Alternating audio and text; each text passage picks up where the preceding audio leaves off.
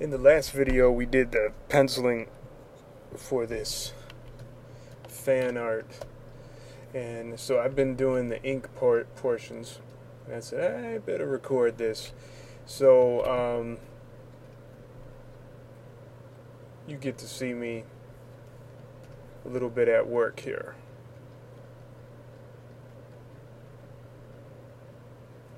So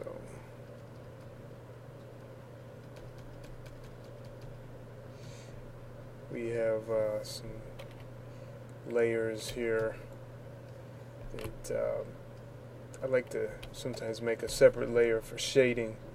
I've created actions to build up layers.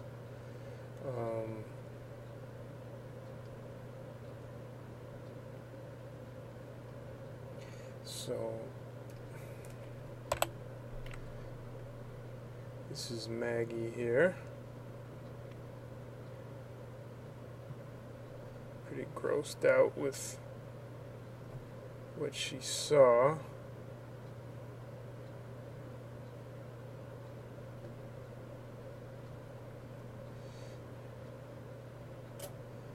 And I used the paint bucket tool, and I set a what you call a reference layer up here. Sorry, actually, yeah, that's it. I don't even need to make that a reference layer. I just need to call it don't multiple, not for multiple.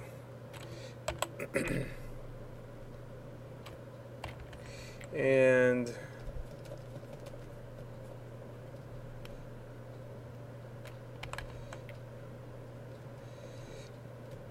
I'm not sometimes sure what I'm doing with these,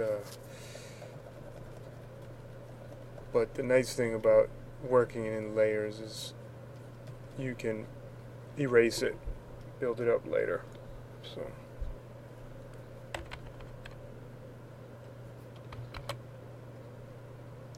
don't want to make her eyes too baggy. We get baggy eyes as we age, but I want these. I think these are young characters, but I could be wrong. Now we can turn off the draft layers there, and let's jump down to this one. Nope, that's not it, that's off.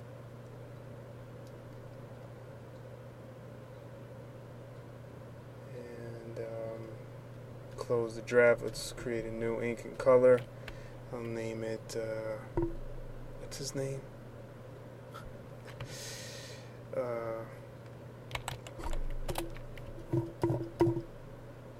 Maggie and Donny. Here he is. Ink. I'm using the G pen. I have some friend-in brushes. I have some custom brushes that I made. I am just not satisfied with them for my purposes. Doesn't mean they're not any good. It's just for. I did a whole graphic novel, 90 pages, with just one brush. That's it. Is that good? I don't know. Maybe I shouldn't do that, but you know, I have to work quickly. So I make a selection layer, and that gives me a nice boundary here. Yeah. It's something I can refer to at times.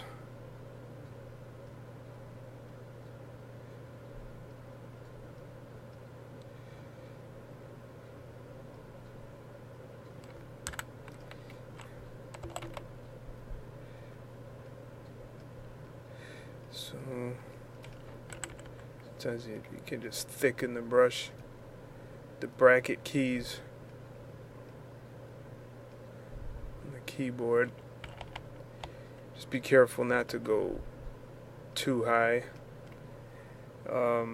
make it too big.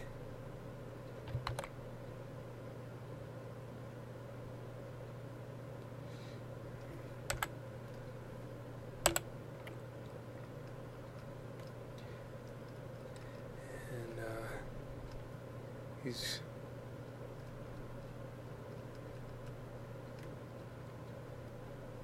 looking a little confused. I want to give him really curly hair.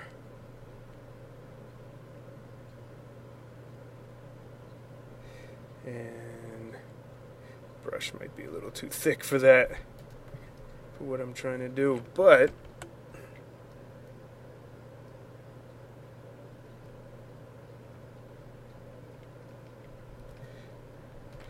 just go in there, block up some of it, give it some depth, and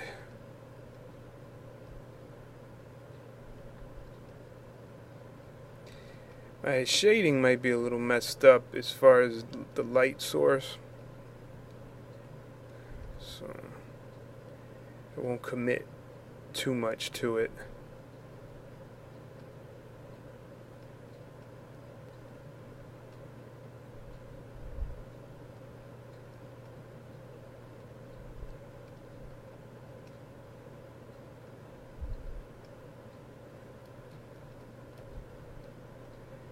Yeah. And turn off that.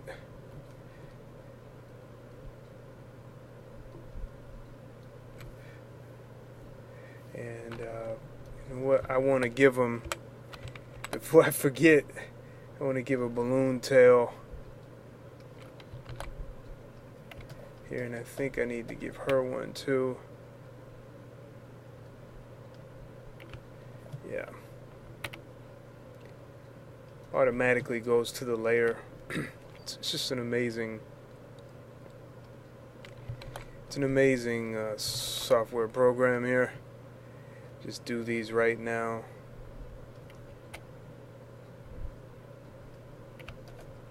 Yeah.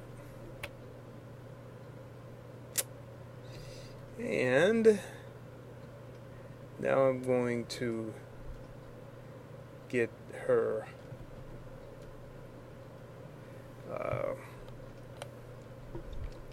face. Got my selection layer there. It helps me when I fill with the paint bucket. Create some Maggie. Just add an action there to do all that for me. So 30, it was started at 25. She's got bushy eyebrows. Did I give her bushy eyebrows here? I did not. You always want to have your characters, have distinguishing features. One tall, one short, one skinny, one chubby, one dark hair, one light hair, one dark skin, one light skin, male, female.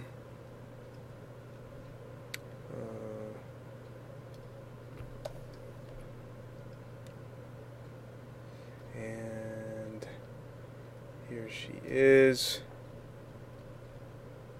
looking kind of grossed out.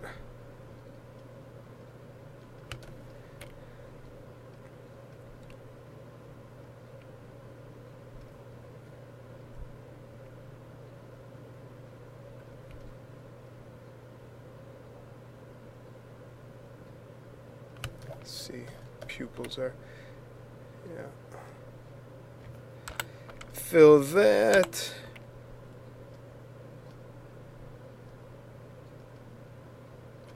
Make sure the nose is similar.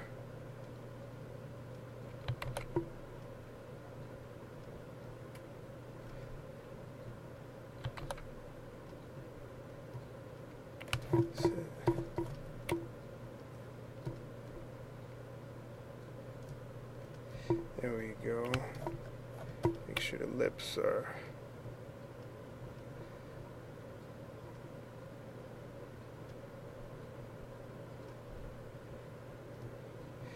here. And this bottom lip's a little thicker. And we want to show a little bit of the teeth. Little aggravated look there. we're gonna break that out, and with lighting, we've changed her, maybe her head or her pose slightly.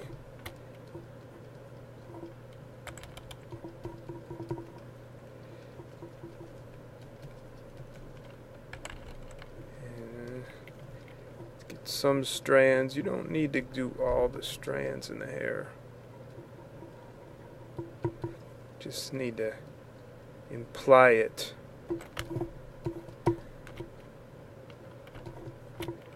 Yeah.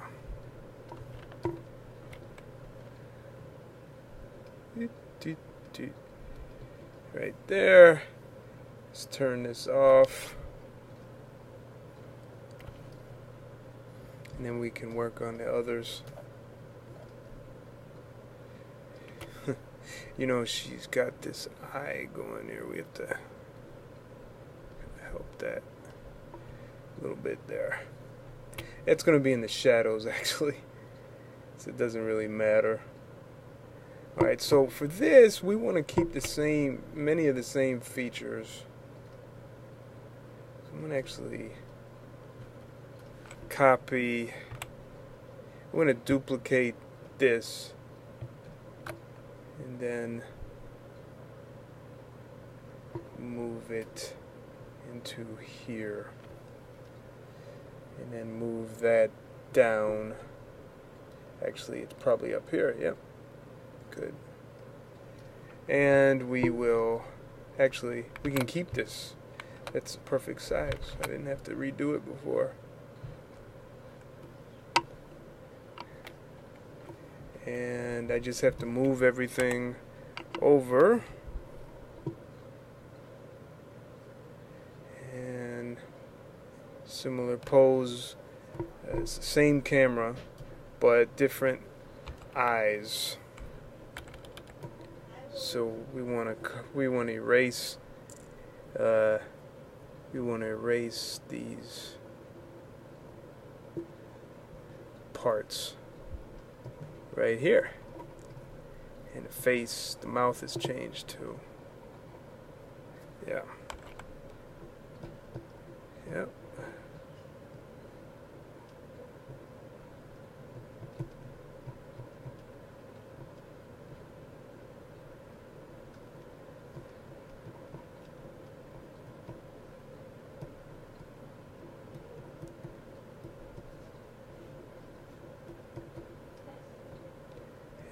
Get this little squinched up.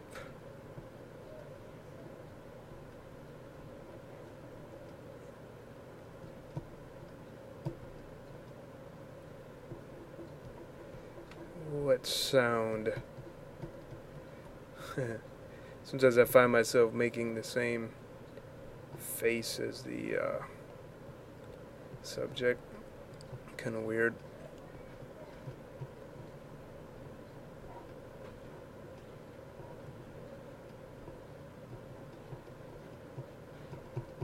Yeah. Let's get his teeth here. What sound are you talking about? And turn that off. You know, might even do some of that too, because he's looking a little large, so we don't. He's looking a little too wide, and we want to give him a little more thin, young appearance, thinner. Yeah. I'm not real happy with what's going on here, but you know, it's quick and it's dirty, and it's kind of how I draw. At least now. Things change, right? Alright, so get a little bit here, and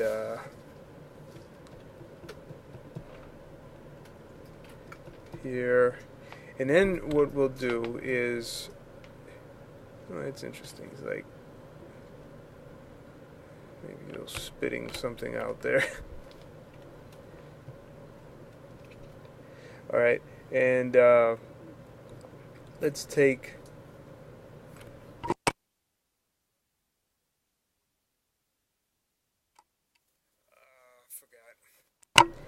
Forgot. So just take this here, copy that, and we will go down here, paste it in, and move. Alright, so in this case, we want to change the expression a little bit, and we can do that with the eyes. So I'm going to get rid of this draft, and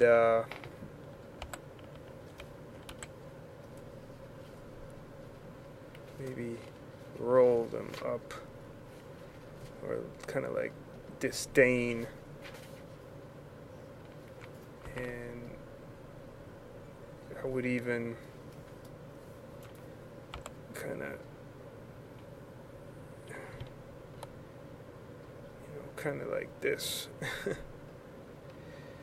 I don't know what you call that, like your tongue, you know, kind of grossed out. Obviously, she's grossed out with that. The balloon is, we want to make the arrow a little different. We don't want it to run into ink. Yeah. Right. And finally, we have this hand, and this is a final part. So it's our establishing shot. Sometimes I seem to break the rules with this establishing shot stuff. I don't know if it's a good thing to do. I don't recommend it, but sometimes you do it when you do it. I've kind of done it in reverse, but I did it on purpose. But it's not encouraged. It's not a standard thing to do.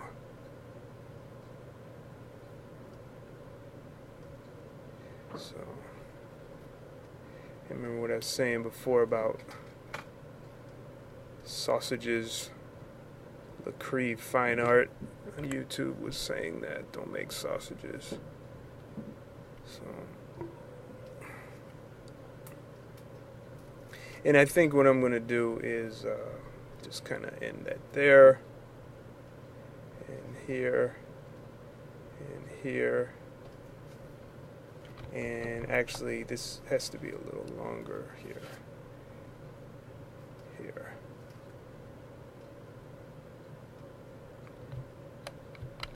Yeah, that's cool. And then let's do, we'll leave in that same folder, we'll make an ink layer for card, or it's actually envelope, but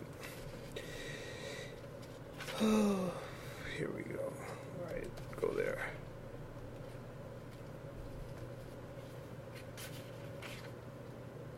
And just bump that. I'm gonna make a little, I don't know, just to make it look like it has something in it, right? Has some money in it, so it shouldn't be perfectly flat, right? Yeah, it's just a little. And that's where we write, we can write, you know, rent.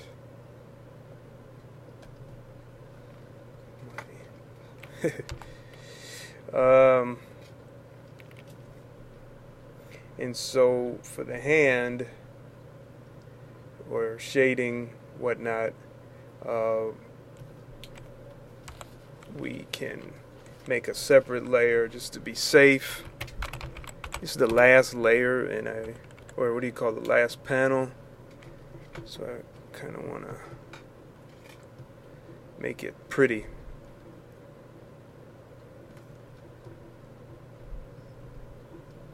I can dump some black in there. Oops. Have to select multiple, referring all. There we go. That's better.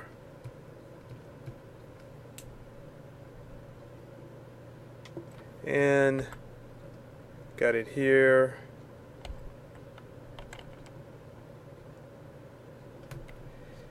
And here's like a little shadow from the card, right?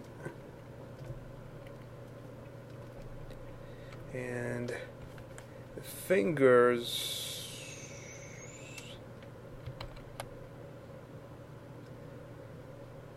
a little worried about these things.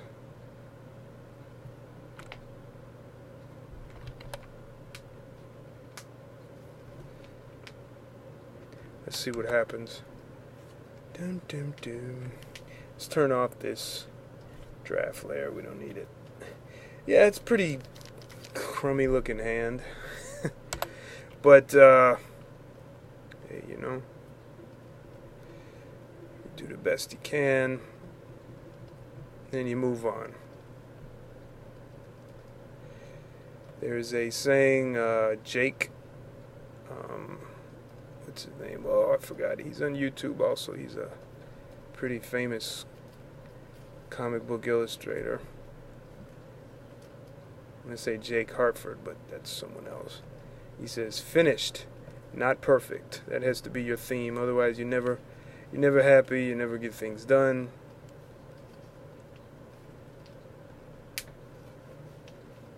And that's how I like to do things. Finished, not perfect.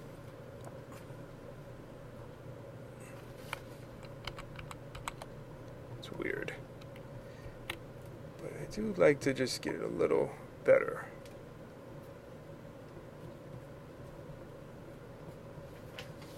Almost looks like a glove. Oh, but, you know, if we did color, we would have that. I'm not sure if I'm going to do color, but this is it. And up here I put the excerpt from the book by Ann Lee, and there we have it. Hope you enjoyed the show. And by the way, when you get a chance, I want you to go to this website. It's called badinsecret.com, and see if I can zoom in right there. And this is a graphic novel I'm working on. Finished inking it, just got to color it. Hopefully get an agent. It'll be in stores all over the world, we hope, right? There's some mini sagas available. There's going to be 4 of them before the book comes out. These books are not in the graphic novel. They're very, very short stories related to the graphic novel. Also, the characters are here on the characters page, and each one, they have a Twitter account. And for example, the star, you click on his Twitter account, takes you right there, and you can read his tweets, which are diaries that he sends from the year 1751. Same with these other supporting characters in the story. So I look forward to having your support for this, and I hope you enjoy. Thank you.